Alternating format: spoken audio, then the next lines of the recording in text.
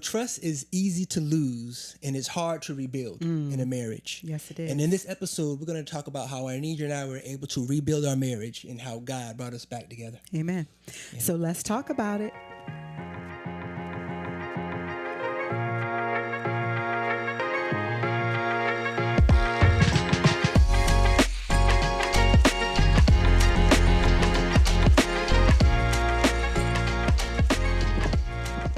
All right, welcome to the Thencomeslove podcast. We are your hosts. This is my man. I'm Wendell, and I am Anidra, and we're going to continue this sharing this moment, this very painful moment in our marriage, a moment that we are allowing you to see how God took us from that mess to where we are today.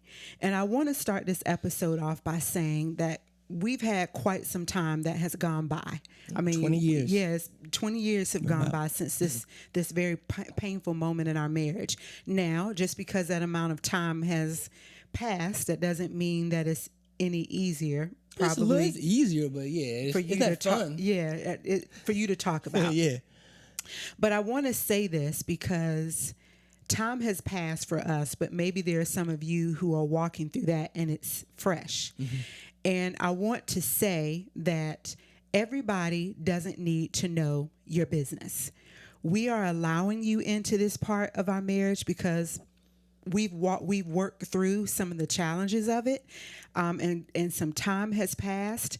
But I'm saying to you that everybody doesn't need to know your business because everybody is not going to extend the same grace that your spouse would. Yes. For instance, Wendell, I mean, he was very gracious to me, but his parents or maybe some of his friends, I'm just using it as an example. That doesn't mean that really happened because they were gracious to me. But I'm saying that it's easier for him to extend grace than maybe some of his family. And the reason why I'm saying that to you is because God has given Wendell the grace to go through it. Yeah, he gave him the grace to get through it, but God didn't give your family, your friends that grace. He gave it to you, or he gave it to your spouse. And so when you are sharing things, it may be harder for your friends or family to forgive. That's good. Versus what it would mean for you to forgive. That's on so many levels, not just something like this, but just your mama said something about me, and then you run and tell your spouse, and then it's like you're over it, but your spouse is not. It goes all the way, but that's really good. I like that.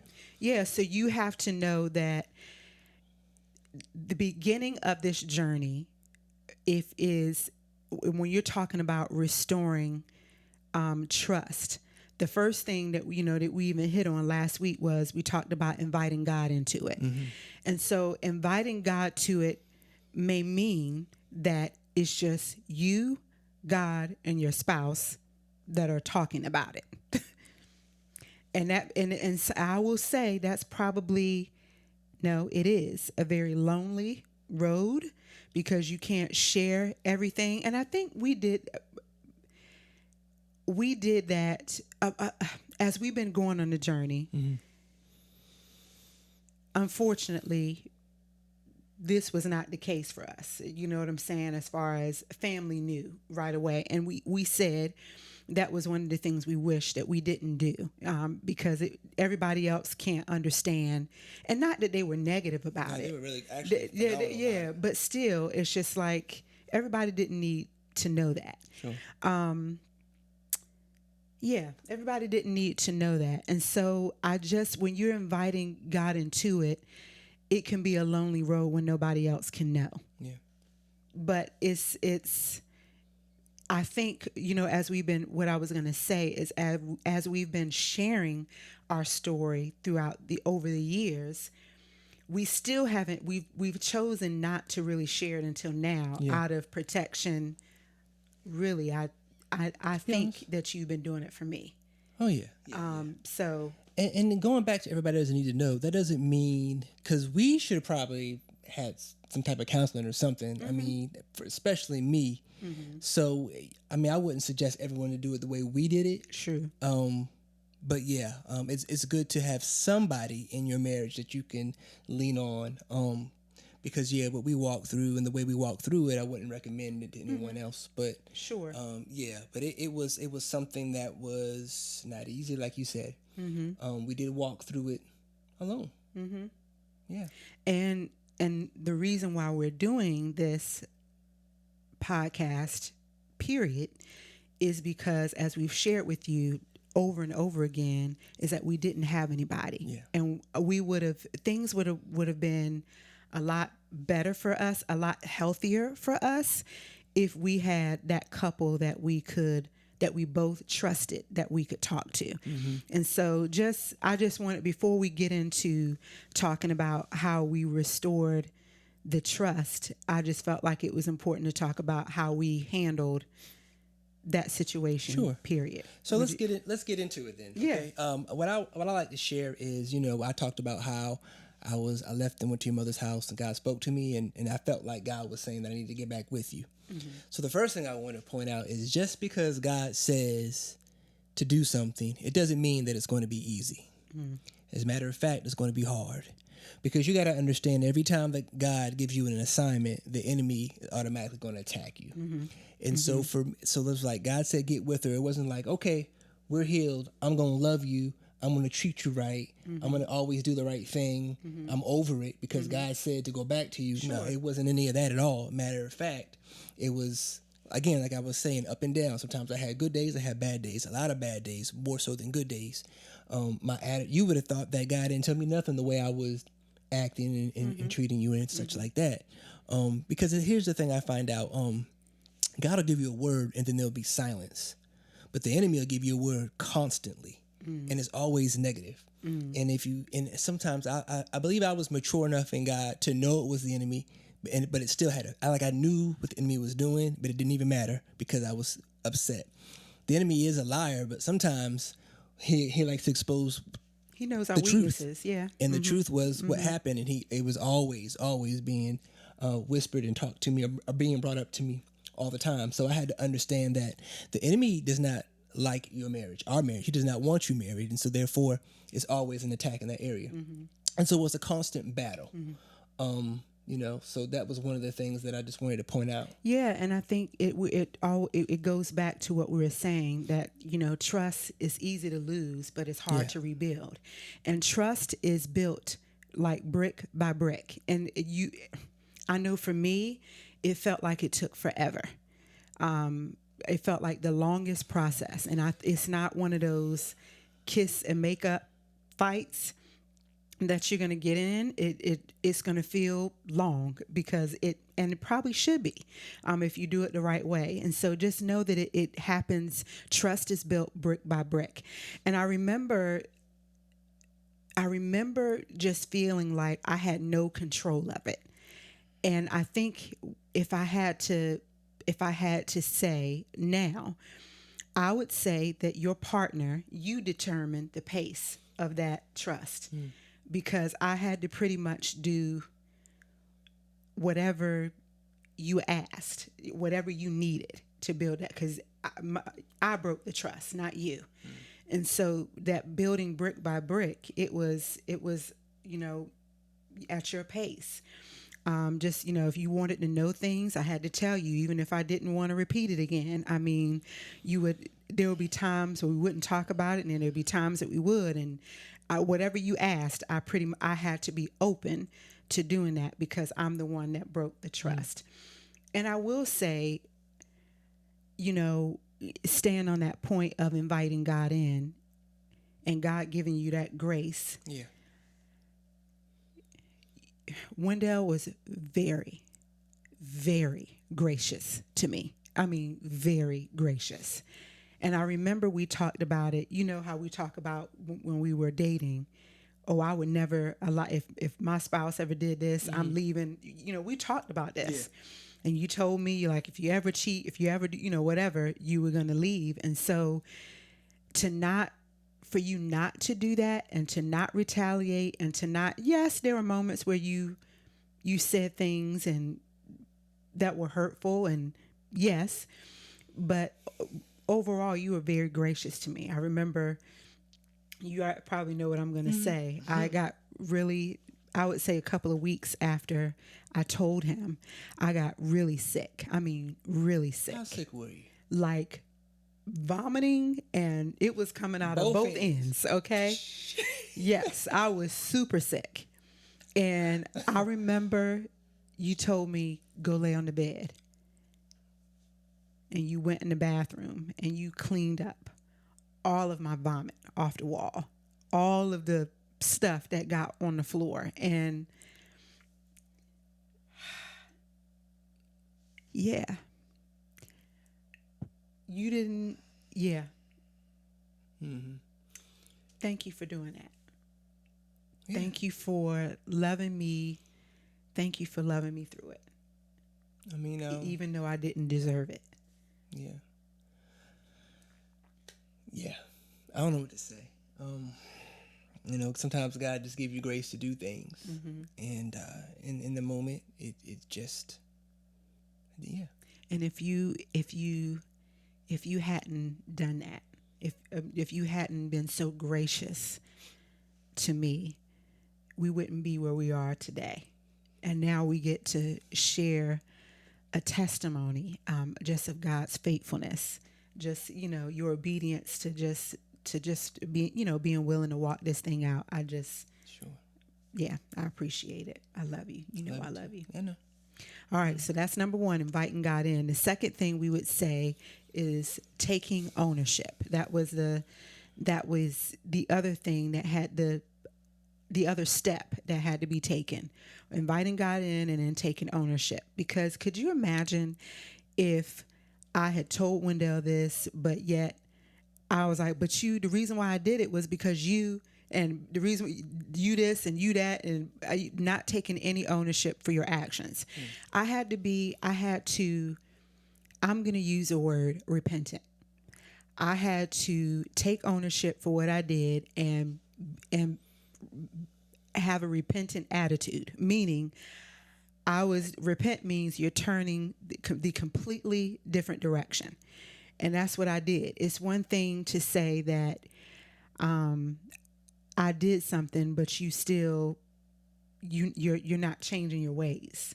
Like you still going out to the club. You know what I'm saying? Definitely changed. Yeah. Would you? I mean, I feel like I mean. No, you definitely did. You definitely changed. Let me see. I'm trying to think how everything was at the time, but you changed your ways. I still battled with it, because even after I cleaned the stuff, a couple days later, I'm like, what? You're so, the enemy, you're so dumb. Why would you do that? What is wrong with you? So, I'm battling all these things, and it's just really cloudy. Here's the thing I need everybody to understand.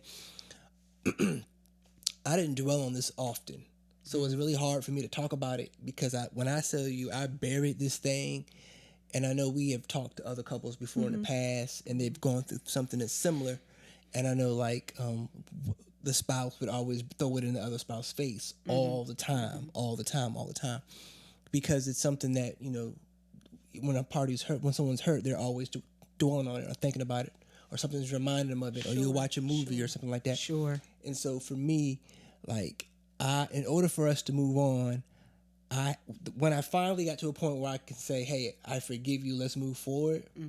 And I mean, I don't know what time, I don't know, because I kept going back and forth so many times. But when I finally decided, hey, we're going to do this, I had to stop talking about it. We couldn't bring it up anymore. He did. And so when I say that I forgot it and didn't, so it's even now going back to it, it's just hard for me to remember. Usually when we talk about this stuff, I have no problem talking, but I really buried this thing and I didn't. But that's not, would you say that's? I'm not saying bury it. I mean, well, it didn't work for everyone, but I guess what I'm trying to say is, as far as throwing it in your face, and every time that it comes in my mind, I got to say something to you about it or talk to you about it. I mean, if I need to find somebody else to talk to, that's fine. But I just wanted to move forward, and I wanted you to be free from condemnation and stuff like that. I didn't want you walking with your head down. And at the same time, I just wanted to, yeah. That was it. So it's so crazy how, you were thinking about me more than yourself. Yeah. I thought about myself too. I ain't perfect by any means. But you brought up a great point. I can remember times of just watching movies and, it wasn't, of course, it wasn't easy for you, but it wasn't easy for me either. When you talk about those movies that the shows that we would watch and we would see, somebody doing something on TV, it's just like it would bring that shame back all over again. And so I appreciate you not putting it in my face. I appreciate you, just kind of like, all right, you ask the questions you need to ask, and you kind of allowed me to, I like what you said, allowed me to be free from it. So I appreciate that. Yeah. Yeah. Again, but I wasn't perfect because, a part of me still wanted to get some get back.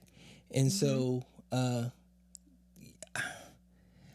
God it didn't happen, but there were opportunities. May have been some flirting on my part, their part, but I think what happens is, as a man, your manhood is tested, and you want to prove that, hey, yeah, I can, but, so can we talk about that? Yeah, be very careful though, because, yeah. Okay. Well, how do you want to talk about it? Tell me what you want to. I think I know what you're talking about. Yeah. Go ahead.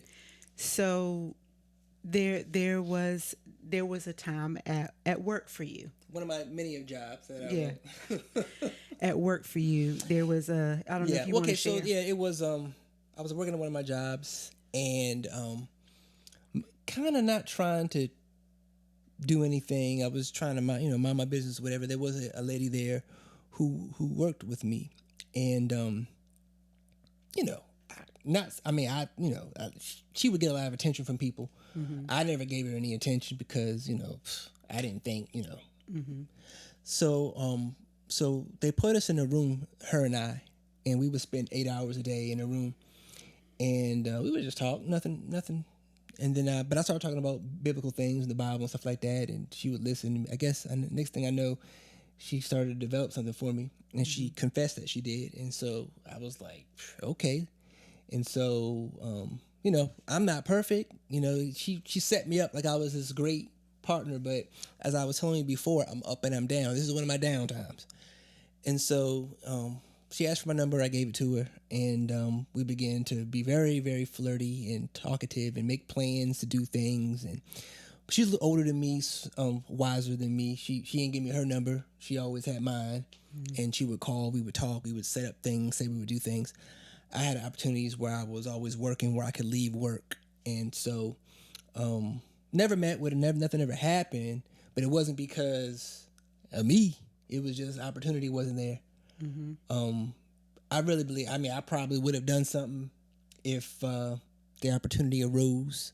This went on for a few months, and I don't know. I found out about it. You found out about it only because I think I admitted it to you because that person was no longer there anymore. I thought it was over. And anyway, you know how women are. They can find out things that you can never find out. This child and found the person's number somehow. I couldn't find the number. Yeah, she found the person's number somehow. Go ahead. And not only found her number, found out where she was at one day. Yeah. So don't play with me. Yeah, and you were pregnant at the time too. Yeah. No, not yet. Not yet. Not yet. It was after. I'm positive. Oh, good. Yeah. Kind of trifling. Yeah. Yes, it was. But I did find her. But that brings. Oh, but so you found her, and you said what you said. But I was like, I thought it was. Part of me was like, how dare you? Hey, why are you getting involved? But it was what you were saying. You wanted somebody to fight for you, and you did that for me. And now before I didn't understand it, but I don't think I understood it until this moment right now, sitting here talking to you, understanding because it would have, just because that person was no longer working there, they still had plans for me. Sure. And I let it be known. Yeah, I made it real clear. But okay? I will say this without getting in trouble. The enemy will give you what you like. I'm just saying, when he sends something to you, he sends something to you I'm just trying to say how you know. I got everything you need. Everything I need and more. Okay. And more. But I'm just saying, at that time, it was a downtime. You know what I'm saying? It was a downtime. Let you fix it. Let you, get it straight. Get it straight. So, So that brings me to another point that we knew from that moment that we had to be transparent. Yeah. So that means I found that because at the time with our cell phone bill, you could see numbers and how long somebody's. I know how to do stuff. I know how to do stuff. I am the doggone FBI. I ain't know how to sneak. No, okay? I ain't know how to sneak. I am the FBI. I am Inspector Gadget. Okay. But can I tell y'all something real quick? Don't forget I want y'all to understand something. We were Christian people during this. I don't even put my fingers up. We were Christian people during this time. Mm-hmm. And I was gonna fight her. We were Christian people during this time. Saved, knew better. You know what I mean? So many people tell these stories and they say it was before I knew the Lord.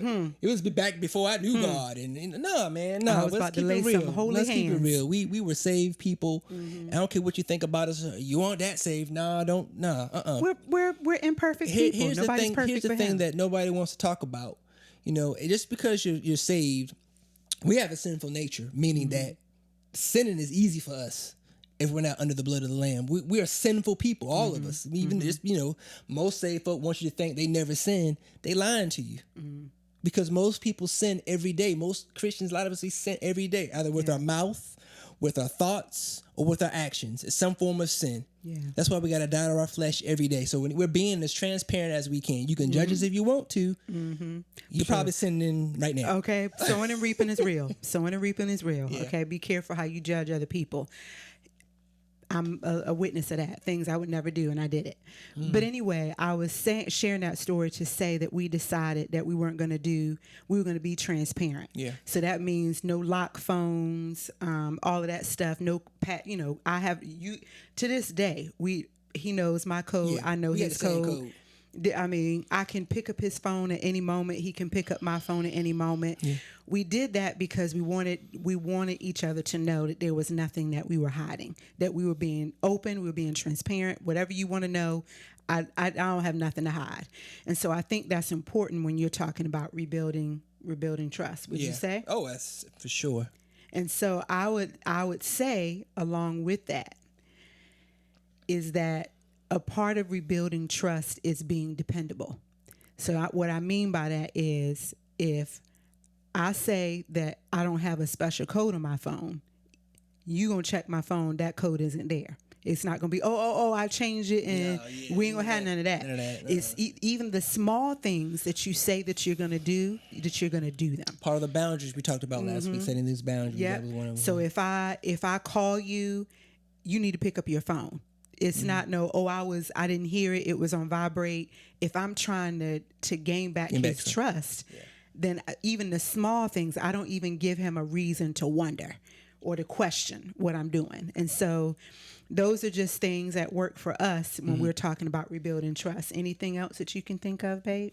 No, you hit that right on the head. I mean, it wasn't, here's the thing. We were always together. So it wasn't a whole lot of me gone, you gone after that. It was just you and me. Yeah. So we don't have a lot of examples of doing that. So. And we still do everything together. Yeah. We still do at the hip. Yeah, we connected at the hip.